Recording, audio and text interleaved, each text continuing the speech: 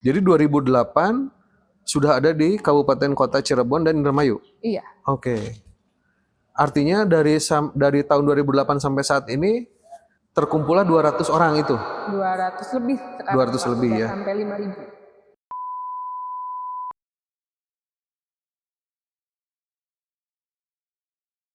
Halo sahabat-sahabat Alam Mahardika Study Policy Center dimanapun berada. Semoga sahabat-sahabat semua ada dalam lindungan Tuhan Yang Maha Esa, keselamatan dan kesejahteraan untuk kita semua. Pada saat ini hari yang berbahagia, saya ditemani oleh salah satu narasumber yang cantik lagi begitu ya pada hari ini. Tentunya beliau aktivis sosial dan pada saat ini berjuang untuk menginikan aspirasi-aspirasi masyarakatnya, warga negara Indonesia khususnya di Jawa Barat maupun Kota Bandung. Kumaha dararamang sampurasun sadayana warga Jawa Barat Kota Bandung. Semoga semuanya pada sehat ya.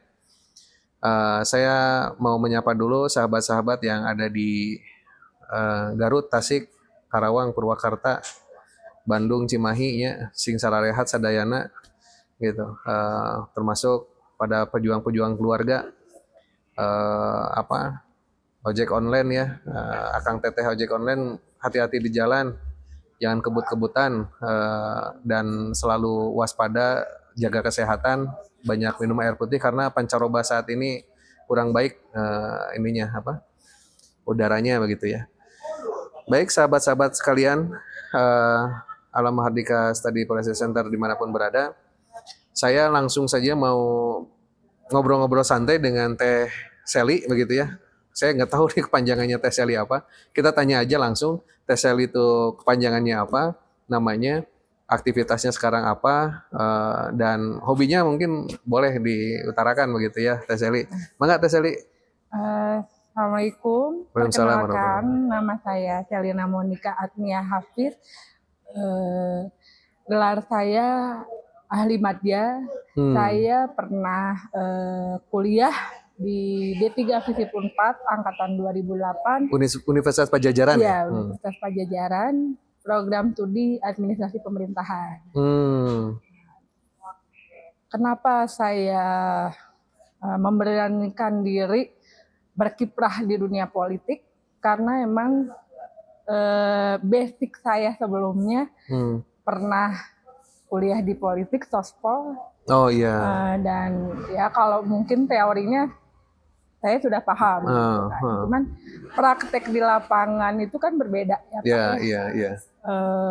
Maksudnya teorinya begini, praktek di lapangannya ada yang berbeda gitu. A jadi B, B jadi C. Nah, karena saya juga dulu 2008 itu pernah berorganisasi juga.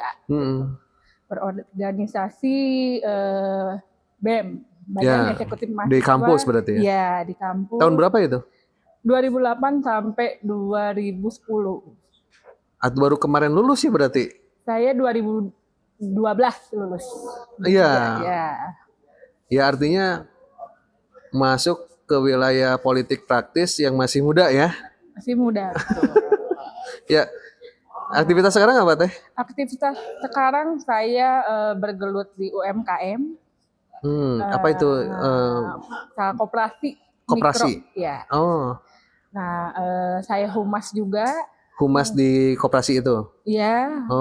Terus kebetulan saya juga aktivis parpol di Hanura juga sebagai wakil sekretaris 2. Di Kota Bandung? Atau provinsi? Oh oke ya. Kebetulan juga saya sebagai ketua divisi humas dari Srikandi Jabar. Srikandi Hanura Jabar. Oh gitu. Ya. Nah, jadi emang basic saya lebih ke hubungan masyarakat. Emang dari dulu emang suka bermasyarakat. Terus emang saya pernah kerja juga di Telkomvision dulu 2013 sampai 2014 admin corporate kebetulan. Oh, iya, gitu. iya. Jadi dari instansi ke instansi saya sudah terbiasa. Ya. Gitu. Nah terus kemudian 2015 saya kerja di Tri, Apa tuh, Tri? kartu perdana. Oh, Ya, provider berarti? Ya provider. Aha. Cuman lebih ke pendistribusiannya. Iya, iya, iya. Kartu perdana seperti itu. Jadi aktivitas sekarang berhubungan Online. dengan masyarakat? Ya, online shop juga. Online top? Online. Apa itu online top? Online shop tuh kayak online shop. apa ya, lebih ke marketplace gitu. Online shop, ya, ya. Saya bergabung dengan komunitas-komunitas UMKM, jadi ya pemberdayaan UMKM itu sendiri seperti apa, terus istilahnya koperasi itu bagaimana dibentuknya, semua yang menjalani gitu Pak. Oh gitu. Jadi link-linknya, jalur-jalurnya saya. Teh Sally sekarang tinggal di? Saya tinggal di Gagar Kalong Hilir. Gagar Kalong Hilir. Ya, Parahyangan Rumah Villa. Parahyangan ya, Rumah Villa. Parahyangan Rumah Villa. Tapi dapil saya bukan dapil Bandung Pak. Dapil saya caleg DPR RI. Saya dapil Jabar 8 untuk DPR RI, meliputi daerah Kabupaten Cirebon, Kota Cirebon, Kabupaten Indramayu. 3 daerah? 3 daerah. Wah, luar biasa. Ya kalau dibilang orang sih dapil neraka itu Pak. Karena banyak yang incumbent di situ. Incumbent di daerah situ, di dapil itu? Tersebut. Namanya dapil neraka? Iya. Oke. Kenapa saya memilih dapil tersebut? Iya. Gitu kan? Pertanyaan kan seperti itu ya Pak, kebanyakan orang. Saya memilih di situ karena satu, jaringan saya ada di situ, keluarga besar saya ada di situ. Otomatis ya apa ya? Untuk suara saya aman lah gitu ya. Karena kan untuk DPR RI sendiri itu targetnya itu sangat berat ya Pak. Berapa target suaranya? Target suara kalau saya pribadi menargetkan 150.000 aman. 150.000 suara? Suara. Oke. Nah, kalau untuk istilahnya ke masyarakat sih saya tidak menjanjikan apa-apa ya Pak.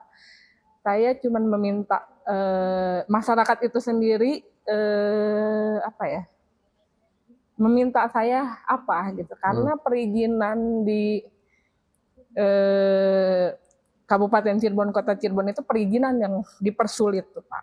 Perizinan. Seperti perizinan apa mendirikan usaha, UMKM, terus istilahnya dari IKTP. Artinya itu sendiri. Oknum birokratnya yang mempersulit. Oknum birokrasinya emang ya tanda tanya lah kalau kata saya. Gitu.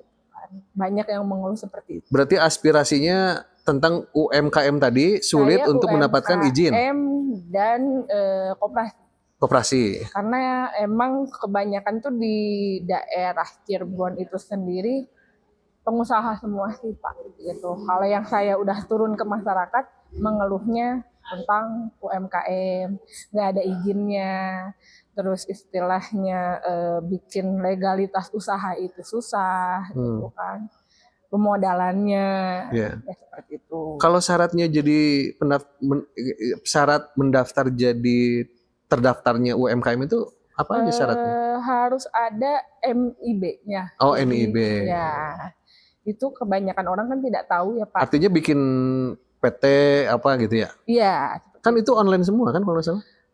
Iya Pak, benar. Tapi kan warga masyarakat itu sendiri ada yang tidak paham dengan istilahnya online itu sendiri. Jadi kita harus apa ya? Mengadvokasi saudara-saudara kita yang pengen punya perusahaan harus bagaimana begitu? Atau home industry itu sendiri gitu kan. Untuk bisa mendaftarkan perusahaannya itu sendiri. Gitu. Jadi kami bantu gitu Pak. Karena ada berapa banyak? Kemarin saya terjun sendiri ke daerah situ? Daerah Cirebon terutama ya, baru kota Cirebonnya saja. Itu saya sudah mengumpulkan KTP itu sekitar 200 pelaku usaha. Pelaku usaha. Itu yang Modalnya dari berapa sampai berapa kira-kira? Modalnya cuman istilahnya kayak jualan keripik kayak gitu, istilahnya banyaknya yang pengusaha tambak udang, Oh iya. terus home industry itu sendiri dan apa namanya kayak apa ya dia punya pabrik tas kayak gitu, batik terus nih, nah banyaknya modalnya. Batik Trasmi di sana. Kenapa? Batik Trasmi itu di sana ya? Terus mie itu di Kabupaten Cirebon. Kabupaten. Iya. Saya kan megangnya Kabupaten Cirebon, Kota Cirebon dan Kota Cirebon, Kabupaten Cirebon dan Indramayu. Indramayu. Potensi Indramayu UKM-nya besar juga. UMKM-nya lebih ke industri pertambakan udang. Indramayu. Indramayu dan pertanian. Pertanian. Oke. Jadi aktivitas hari ini mengadvokasi sahabat-sahabat kita yang ada di Cirebon Kota maupun Kabupaten Cirebon dan Indramayu untuk melegalkan usaha-usahanya gitu ya. Oh. Baik sahabat-sahabat Alam Mahardika Study Policy Center dimanapun berada. Hari ini saya dengan wanita yang sosoknya luar biasa. Beliau aktivis para UMKM gitu ya, dari kerajinan tangan, terus budidaya, pertanian dan segala macam. Dan pada hari ini beliau dipercaya oleh masyarakat di wilayahnya, di daerahnya untuk maju menjadi ruang aspirasi masyarakat Kota Cirebon, Kabupaten Cirebon dan Indramayu untuk beliau maju di legislatif, tentunya untuk menyaring aspirasi, menyuarakan aspirasinya lewat TESELI ini. Sangat luar biasa. Ini menginspirasi sahabat-sahabat SPC dimanapun berada. Baik, sebelum saya tanya lebih lanjut, saya menginformasikan kembali kepada sahabat-sahabat SPC dimanapun berada. Bagi sahabat-sahabat yang pada saat ini yang sudah lulus sekolah maupun sudah lulus kuliah, mau bekerja di luar negeri, ke Jepang begitu, bisa mendapatkan informasinya di deskripsi. Di situ ada nomor telepon admin yang bisa dihubungi, apa saja syarat untuk menjadi tenaga kerja Indonesia di Jepang, itu bisa menghubungi admin kami.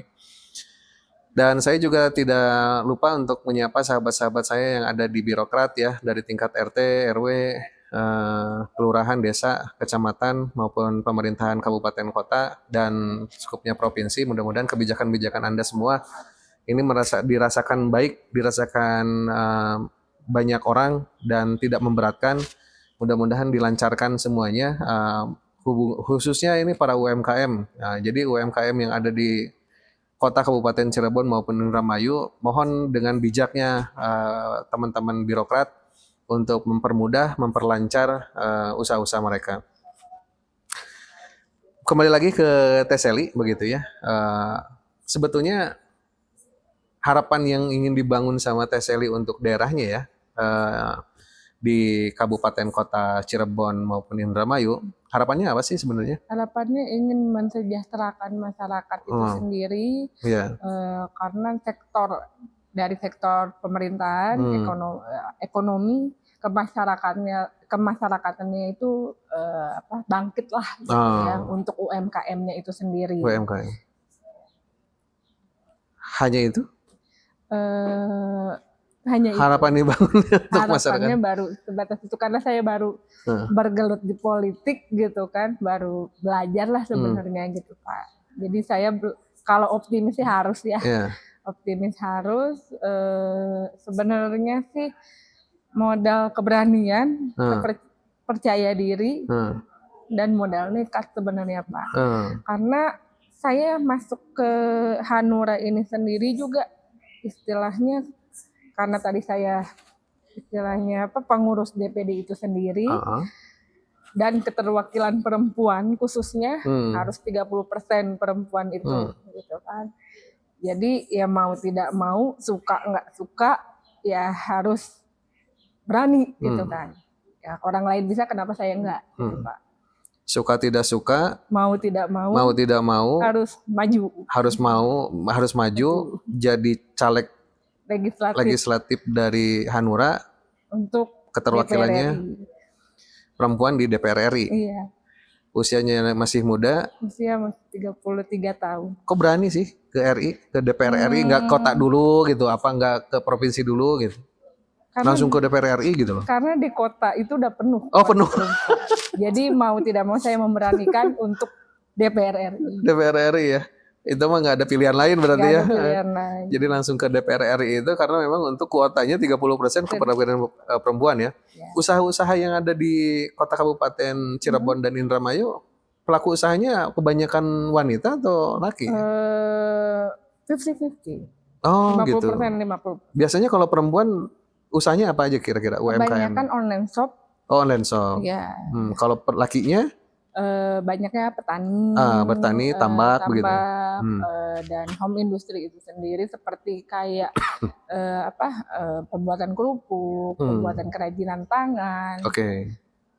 So, banyak lah ya kalau produk-produknya gitu. Baik, Teh Seli, sahabat-sahabat yang ada di Kabupaten Kota Cirebon dan Indramayu, keterwakilan Anda sudah ada di tengah-tengah harapannya masyarakat Kabupaten Kota Cirebon dan Indramayu, khususnya pelaku-pelaku usaha kecil mikro menengah ya. Usaha kecil mikro. Usaha menengah kecil mikro ya gitu ya maksudnya. UMKM gitu ya. Dan kalau koperasinya ini gimana Teh? Kalau koperasinya itu saya sebetulnya koperasinya itu bergelutnya di Bandung, Pak. Tapi saya ditunjuk untuk membentuk koordinator lapangan di Kabupaten Cirebon, Kota Cirebon, dan Kabupaten Indramayu. Itu dari tahun berapa di sana?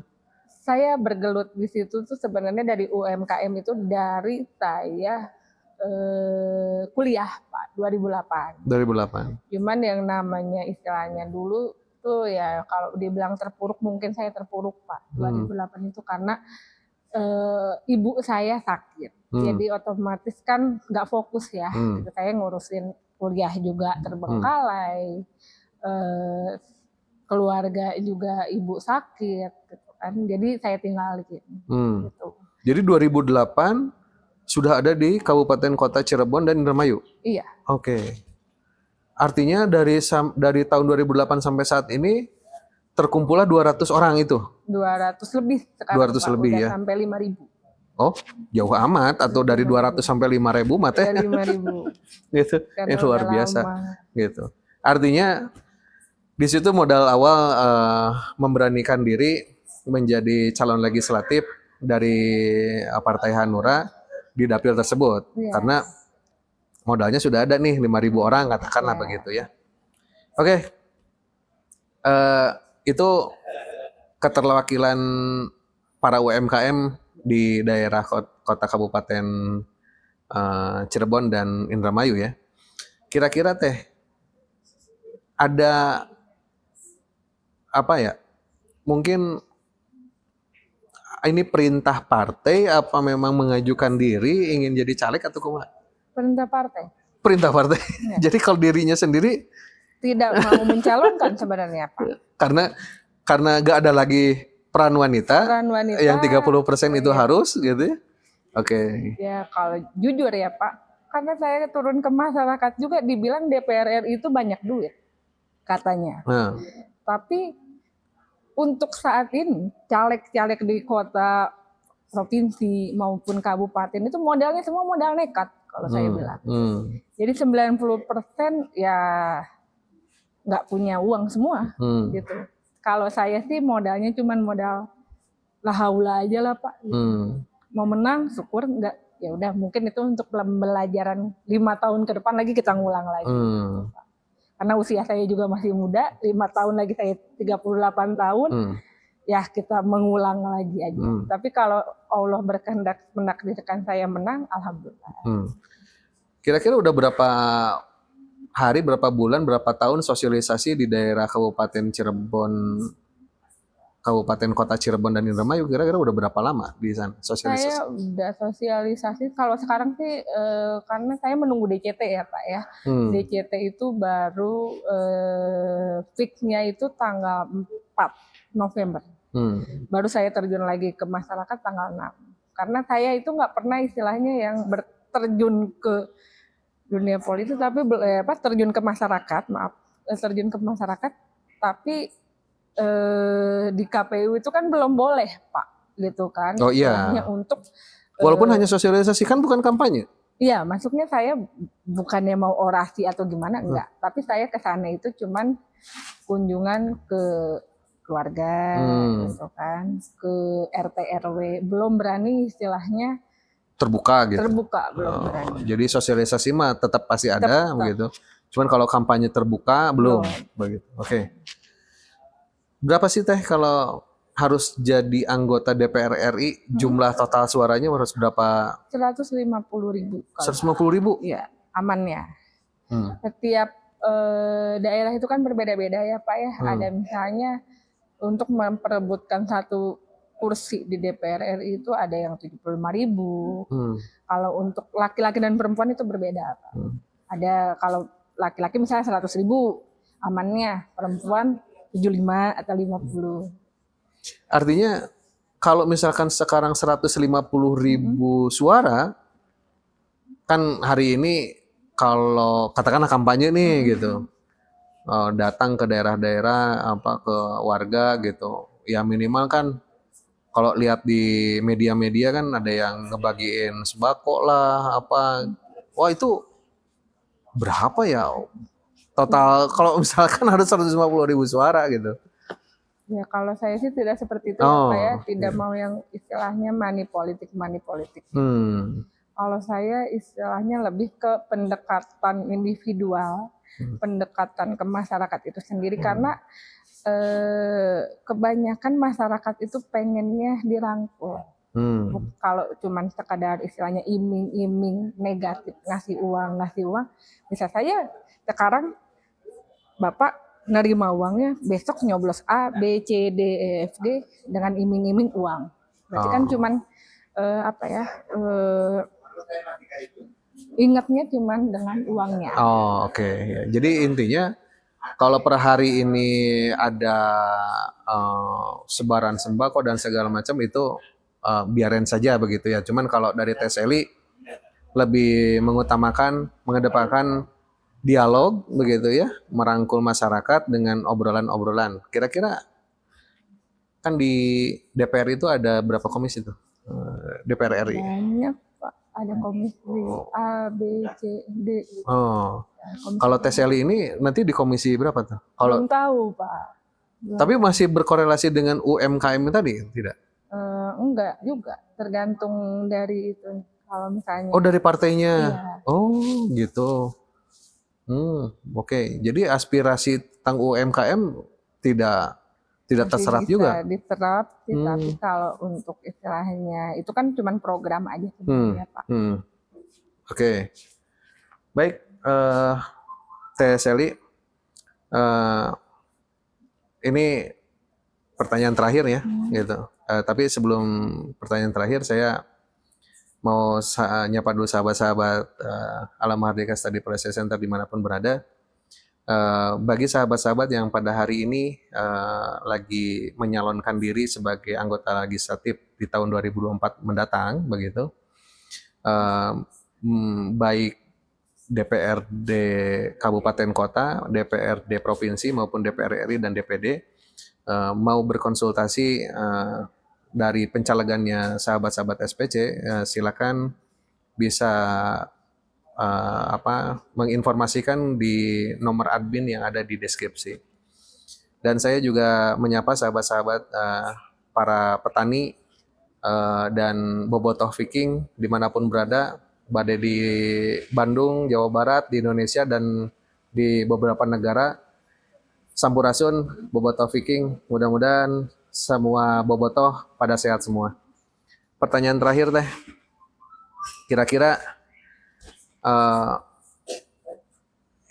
Teteh menyapa sahabat-sahabat milenial pada saat ini, begitu, kira-kira apa sih yang ingin disampaikan sama Teh Seli terhadap pemilih-pemilih pemula gitu ya, maupun yang disebut milenial atau Gen Z ini?